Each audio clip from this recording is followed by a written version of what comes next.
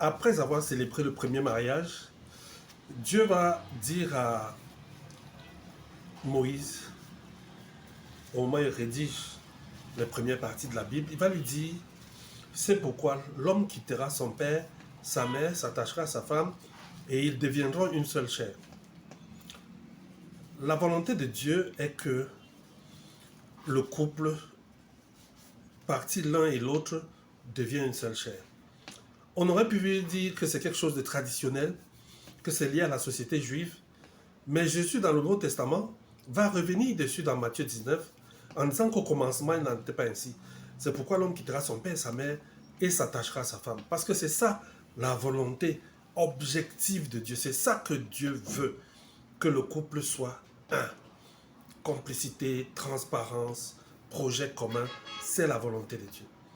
Maintenant, dans ce cinquième bilan, ce cinquième évaluation, je voulais dire, qu'est-ce qui est un obstacle à la réalisation de ce vœu dans votre couple? Est-ce que c'est même déjà un projet de votre couple d'être une seule chair?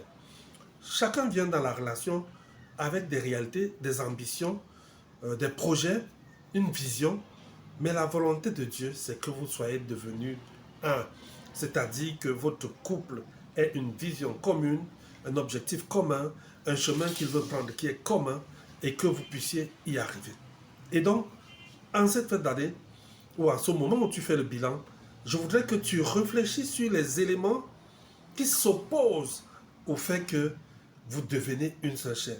Réfléchis aux éléments qui favorisent cela et pose-toi la question de savoir pourquoi ces éléments ne sont pas bien en première place, pourquoi ils viennent toujours en second. Donc, je ne vais pas être long pour cette vidéo parce que mon idée dans cette vidéo, c'est de te rappeler simplement que c'est une prescription divine. Ce n'est pas une opération de charme que tu fais pour ton conjoint en étant complice, en étant transparent avec lui.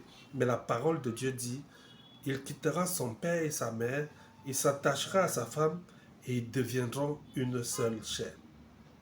C'est compliqué à comprendre, tu m'écris un message privé.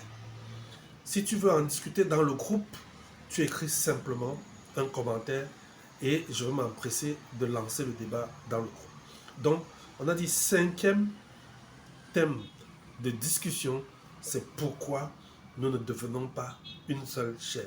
Pourquoi nous n'arrivons pas à implémenter ça, cela. Ou alors, à quel niveau nous sommes dans l'implémentation de devenir une seule chair. Votre volonté m'honore, votre volonté honore Dieu, cette volonté de bâtir quelque chose de solide. Que Dieu vous bénisse.